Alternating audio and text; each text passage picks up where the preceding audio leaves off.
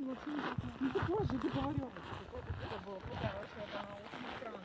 Зачем ты говоришь? Не снежно. Там не может быть. Я поняла, ты думаешь, что не